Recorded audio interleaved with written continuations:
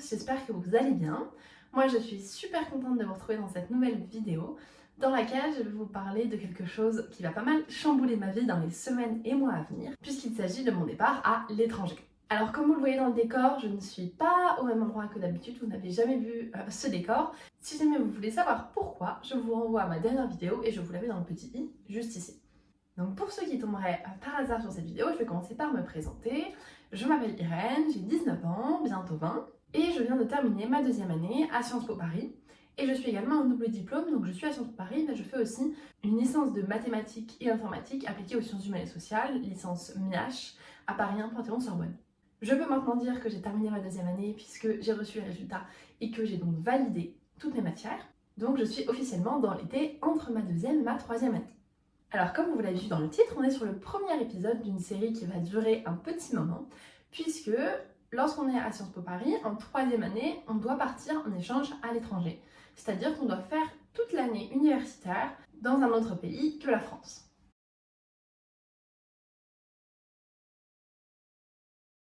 Et ça veut donc dire que dans 2 mois, je ferai ma rentrée bien ailleurs que dans le pays où j'ai toujours vécu, c'est-à-dire la France. Pour vous mettre un petit peu de contexte sur cette troisième année à l'étranger, je vais vous expliquer un petit peu comment ça se passe à Sciences Po. Tous les étudiants de troisième année, sans exception, pour Sciences Po Paris en tout cas, donc Sciences Po, le campus de Paris, mais également les campus en région, à savoir Menton, Le Havre, Reims, Dijon, etc. Tous les étudiants doivent donc partir en troisième année à l'étranger. Et pour ça, ils ont 2 options. Soit faire une année universitaire complète à l'étranger, dans une université plus ou moins de leur choix, je vais revenir dessus après. Ou alors, ils peuvent faire un semestre dans une université et ensuite 6 mois de stage dans une entreprise, une collectivité, etc. également à l'étranger. Pour ça, Sciences Po a plus de 450 universités partenaires et dans plus de 85 pays du monde et dans absolument toutes les régions. C'est-à-dire que vous pouvez aussi bien aller aux États-Unis qu'au Brésil, qu'au Ghana, qu'en Allemagne, qu'au Japon ou même pourquoi pas jusqu'en Australie. Bien sûr, pour cette année à l'étranger, il existe des bourses, des aides, etc. Mais ce ne sera pas l'objet de cette vidéo. Je vous invite à aller voir sur le site de Sciences Po si vous voulez vous renseigner directement dessus. Concernant cette troisième année, du fait de mon double diplôme, j'ai quelques spécificités qui s'appliquent à mon cas, puisque j'ai l'obligation de suivre dans le même temps mes cours à Sciences Po, l'équivalent de mes cours à Sciences Po à l'étranger, mais également l'équivalent de mes cours de mathématiques à l'étranger. De fait, je suis obligée d'être dans une université dans laquelle il y a un partenariat avec Sciences Po, mais aussi dans lesquels il y a un département de mathématiques qui me soit ouvert afin que je puisse y étudier les mathématiques. De fait, j'ai bien moins d'options et je dois avoir autour d'une petite centaine de choix possibles pour cette université en troisième année. Et je suis également obligée de faire une année complète à l'étranger puisque j'ai un grand nombre de cours à suivre et que sinon il me serait impossible de valider les crédits universitaires pour chaque établissement, c'est-à-dire que je n'aurais pas les prérequis nécessaires pour Sciences Po et pour Paris 1 du fait de n'avoir pas suivi suffisamment de cours. Par ailleurs, j'ai également choisi la majeure économie et société en deuxième année, c'est-à-dire que j'étudie principalement l'économie et la sociologie, et cela limite aussi les choix que j'ai pour les universités, puisque je ne peux par exemple pas aller dans une université dans laquelle seul le département de philosophie ou d'histoire serait ouvert en partenariat. Ça n'est pas possible. Pour cette troisième année, la procédure est assez simple. On doit faire des vœux, un petit peu sur le modèle de Parcoursup, avec la seule différence que ces vœux sont hiérarchisés. On doit faire donc 6 vœux, de notre vœu préféré jusqu'à notre 6e vœu, un vœu un petit peu moins souhaité, mais malgré tout qui nous plairait tout de même. Et ensuite, on doit donc faire une lettre de motivation pour expliquer notre motivation pour chaque vœu. Et sur la base de ça, on est affecté dans une des 6 universités que l'on a demandé. Cette saisie des vœux a lieu sur la première semaine de janvier, ou en tout cas dans la première quinzaine de janvier. Il peut également parfois arriver que les étudiants ne soient pas acceptés dans un de leurs 6 vœux parce que ce sont des vœux trop demandés ou pour d'autres raisons particulières. Et dans ce cas-là, une procédure complémentaire s'engage dans laquelle ils sont affectés dans une université dans laquelle il reste de la place. Voilà un petit peu ma situation initiale. Maintenant que le cadre est posé, je vous propose un retour dans le temps. On va retourner il y a 7 mois en arrière, en décembre 2023. C'est en effet à cette période que j'ai dû sérieusement réfléchir et arrêter mes choix de mes vœux. C'est en effet en décembre 2023 que j'ai commencé à sérieusement réfléchir et discuter des options de mes vœux, quels vœux j'allais choisir, dans quel ordre, et à commencer à écrire ma lettre de motivation puisque j'avais jusqu'à début janvier pour le faire. Ça n'a pas été facile, ça a été des grands moments de discussion avec mes parents pour réfléchir, se mettre d'accord, essayer de peser le pour, le contre de chaque établissement et arriver à une liste de 6 vœux hiérarchisés qui me plaisent tous et dans lesquels je me vois donc passer une année complète de septembre à mai. Bien sûr, le choix ne se fait pas au hasard et j'avais un certain nombre de critères pour sélectionner mes universités. Mon premier critère était que ce soit un pays entièrement anglophone. Alors, un pays ou en tout cas une région dans laquelle je sois et où la langue principale soit l'anglais. Il était effectivement très important pour moi que je puisse m'immerger entièrement dans la langue anglaise pour acquérir une fluidité linguistique absolue et être vraiment bilingue quand je revienne de cette 3e année. Par ailleurs, j'ai fait allemand au lycée et donc je ne parle pas vraiment d'autres langues que le français et l'anglais et un petit peu d'allemand, mais je ne l'ai pas parlé depuis 2 ans et donc en réalité j'ai presque tout oublié. Je ne pouvais donc aller dans une université qu'avec des cours en anglais et étant donné que je voulais parfaire ma maîtrise de ma langue, il ne me restait comme option finalement que les pays anglophones ou germaniques, mais l'Allemagne ne m'intéressait pas spécialement, donc ça a assez rapidement fait le tri à ce niveau-là. Malgré tout, des pays anglophones, il y en a un certain nombre, et donc des universités anglophones qui m'étaient accessibles, il y en a d'autant plus. Deuxième critère, c'était que l'université soit de qualité, bien sûr, avec des cours de haut niveau. Je ne voulais pas aller dans une université dans laquelle j'allais me reposer, ce n'était pas du tout mon objectif, mais il fallait également que ce soit accessible. C'est-à-dire que cette 3e année est avant tout une expérience. Il s'agit de vivre quelque chose d'extraordinaire, de rencontrer des gens, de voyager, de découvrir, et il ne s'agit pas seulement que d'une année académique. Je ne voulais donc pas aller dans une université dans laquelle j'allais me retrouver en difficulté et où je devrais travailler 15 heures par jour pour réussir à valider mes matières. Ça a donc participé également, non pas au tri des pays, mais au tri des universités que j'allais pouvoir demander. 3e argument de choix pour mes universités concernait les cours. En effet, j'avais certaines envies de cours qui m'intéressent plus que d'autres et donc de thématiques que j'avais envie d'explorer et le fait que ces cours soient disponibles m'intéressait particulièrement. C'est le cas de tout ce qui touche au business, au développement durable, au marketing, au management, toutes ces thématiques-là. Et donc j'étais particulièrement intéressée par des universités qui proposaient ce type de cours. 4e point, j'avais vraiment envie de me plonger dans un pays dans lequel la nature était très importante. Depuis petite, avec mes parents, je fais du ski, je fais de la randonnée et je voyage. Et clairement, je me suis forgé un certain goût pour les paysages naturels, les paysages très verts, les forêts, etc. Et j'avais vraiment envie d'aller dans un pays où je pouvais retrouver ça, aller faire du ski, partir faire des randonnées, voir des paysages extraordinaires, de forêts, de montagnes et tout ça. C'était quelque chose qui me donnait vraiment envie dans le choix du pays et du territoire dans lequel j'allais aller, pour que ce soit une expérience académique, mais aussi une expérience personnelle, avec quelque chose de très différent de ce que je peux connaître dans ma vie parisienne. 5e point qui concerne le pays, mais pas plus particulièrement la ville dans laquelle j'allais pouvoir habiter, ce soit qu'il y ait des opportunités de culture. C'est-à-dire pouvoir aller au musée, au théâtre, au cinéma, ou toutes ces choses-là, c'est vraiment quelque chose que j'ai apprécié à Paris. Et j'avais vraiment envie de le retrouver pour pouvoir profiter de cette 3e année aussi, pour m'enrichir culturellement, pour apprendre et découvrir d'autres choses. Et enfin, dernier point, j'avais envie de partir assez loin. Je crois que cette opportunité de 3e année, d'année complète à l'étranger, ne se présente pas un grand nombre de fois dans une vie. En tout cas, pas à tout le monde. Et j'ai donc vraiment eu envie de la saisir à bras le corps et de me dire c'est peut-être la seule occasion que j'ai de pouvoir partir loin. L'Angleterre, par exemple, peut présenter tous les points que j'ai exposés plus tôt. Mais je n'en ai pas fait ma destination de prédilection, puisque je me suis dit que j'aurais l'occasion de repartir en Angleterre pour, pourquoi pas, un stage, un petit boulot pour 1 mois, 6 mois, peut-être même 1 an, ou quelques années, du fait de sa proximité avec la France. J'ai donc décidé de plutôt me m'axer sur des pays plutôt lointains, qui me ferait vivre une expérience vraiment unique. 6e point, et pour terminer, 7e point, qui peut paraître en contradiction avec tout ce que j'ai pu dire avant, mais qui malgré tout pour moi présente un réel sens. C'est le fait de ne pas être dans une culture trop différente. J'allais passer 1 an dans un pays, loin de chez moi, sans potentiellement revoir ma famille, à devoir travailler, rencontrer des gens, découvrir une culture. Alors bien sûr j'ai envie de découvrir et de me plonger dans la culture d'un pays, mais j'ai aussi envie de m'y sentir bien et que ce ne soit pas une épreuve, un calvaire de passer cette année à l'étranger. Et donc je ne me voyais pas vraiment être dans un pays dont je ne connaissais pas la culture, ou du moins je n'étais pas sûre de me sentir à l'aise dans cette culture. Par exemple, l'Afrique du Sud peut représenter absolument tous les critères que j'ai dit, mais c'est une culture très différente de la culture française et une culture que je ne connais pas. Je n'ai jamais eu l'occasion d'aller en Afrique du Sud, d'aller dans des pays africains, ni même d'ailleurs. Et donc, je ne me suis pas sentie suffisamment à l'aise et suffisamment mature aujourd'hui pour partir dans un pays tel que l'Afrique du Sud, ou un pays africain par exemple, avec une culture qui certes aurait pu être très enrichissante, mais peut-être dans laquelle je me serais moins épanouie sur 1 an. Mais ça ne veut pas dire que je n'envisage pas d'y aller, bien au contraire. Dans mes futurs voyages, j'ai vraiment envie de découvrir l'Afrique et en particulier l'Afrique du Sud, donc je compte bien le faire. Mais je ne me sentais pas suffisamment à l'aise et suffisamment mature pour le faire sur cette troisième année. Avec tout ce que je vous ai dit, vous verrez qu'il ne me reste finalement pas beaucoup de destinations. Il me restait donc les États-Unis, le Canada, le Royaume-Uni, même si, comme je vous l'ai dit, ce n'était pas du tout ma destination de prédilection, mais le critère de partir loin était peut-être moins important que les autres à mes yeux, l'Australie, la Nouvelle-Zélande, et puis c'était finalement à peu près tout.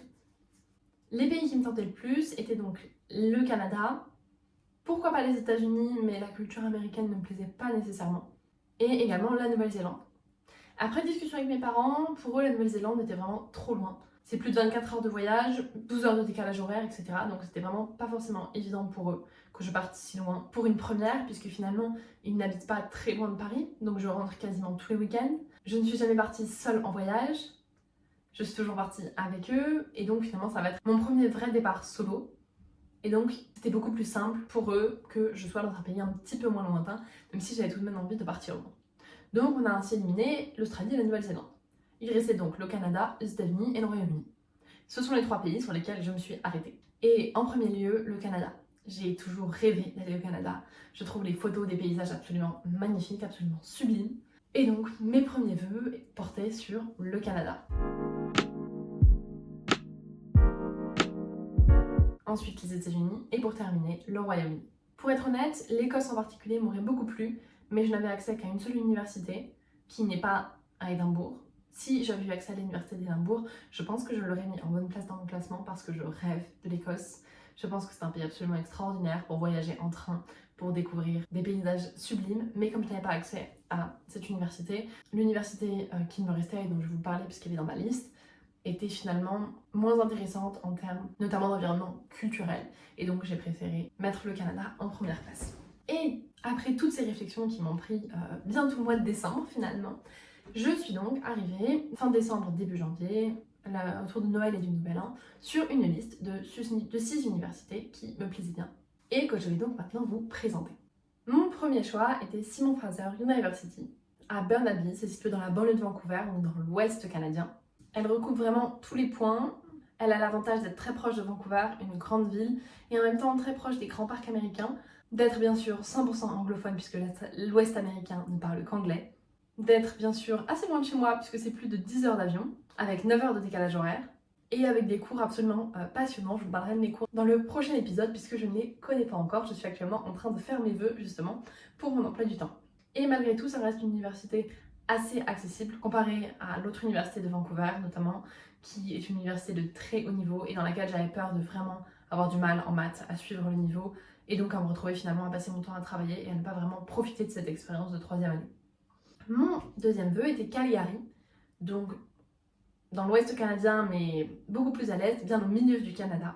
C'était mon deuxième vœu du fait de l'isolement de la ville mais aussi des températures extrêmes qui m'auraient empêché pendant une bonne partie de l'année, pendant peut-être un bon mois, de réellement sortir parce qu'il fait moins 30, moins 40 degrés, donc vraiment extrêmement froid. Mais malgré tout, je pense que la nature est vraiment omniprésente autour puisque c'est assez isolé et que ce serait une université qui m'offrirait vraiment de superbes opportunités pour passer une très belle troisième année.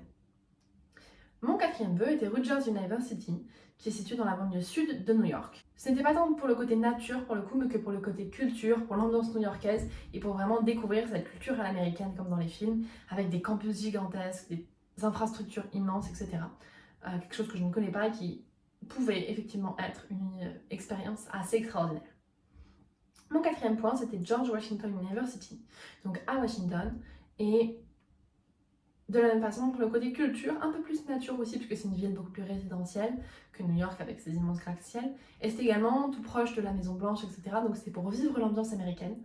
Bien qu'il y ait les élections américaines pendant mon année à l'étranger, donc peut-être ce n'était pas le meilleur plan à mon cas. Bien sûr, certains ont choisi d'aller aux États-Unis, à Washington, justement pour vivre au plus près ces élections américaines, mais je n'étais pas tout à fait sûre d'avoir envie de vivre ça, raison pour laquelle ce vœu n'arrivait qu'en quatrième. La cinquième université, c'était donc l'université de Stirling en Écosse. Du fait, comme je vous en ai parlé juste avant, de mon amour pour l'Écosse, mais malgré tout, ce n'était pas une ville qui m'attirait particulièrement, une université qui m'attirait particulièrement. Donc je la mettais en pas si mauvaise place et dans mon classement puisque ça m'intéressait d'y aller, mais malgré tout, j'avais quelques incertitudes comparées aux premières universités que j'avais pu demander.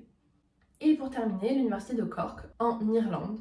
De même, l'Irlande m'attirait réellement comme pays. C'est un territoire que je ne connais pas et que j'avais envie de découvrir, donc c'est une université qui me plaisait, mais ce n'était pas très loin de chez moi, les paysages n'étaient pas nécessairement mes préférés, et l'université d'un niveau relativement faible, donc ce n'était vraiment pas mon vœu préféré, mais y aller me convenait très bien tout de même. Voilà donc les 6 vœux que j'avais faits. Pour faire ce choix, j'avais donc choisi d'éliminer l'Est du Canada, du fait de la proximité avec la langue française, mais également des universités de trop haut niveau, comme ça peut être le cas avec des universités aux États-Unis ou au Canada notamment, et même certaines universités à Londres, que j'aurais pu demander mais qui ne me plaisaient pas du fait du niveau trop élevé, mais aussi du fait de la vie sincèrement trop en ville avec trop peu de possibilités de nature.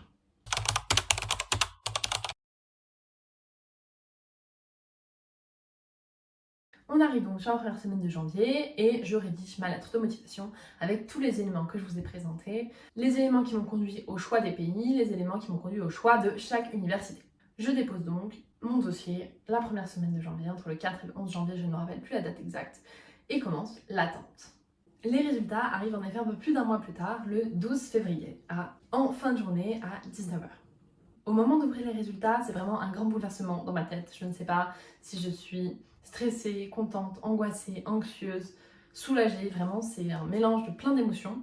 Et au moment où j'ouvre les résultats, je découvre donc où est-ce que je suis admise.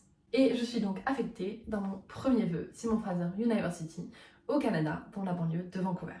Sur le moment, je ne sais pas quoi dire, pas quoi penser. J'ai juste envie de me mettre à pleurer et de laisser retomber la pression, le stress et en même temps de laisser sortir ce stress énorme qui vient à nouveau de s'annoncer du fait de rendre concret le grand départ qui aura lieu donc dans à peu près 6 mois. Ce sont des sentiments très mélangés et sincèrement je ne saurais pas vraiment vous décrire quel est ce sentiment. Je pense que c'est un petit peu comme Parcoursup, un mélange de soulagement, d'excitation, d'angoisse, de peur aussi de ce qui va arriver.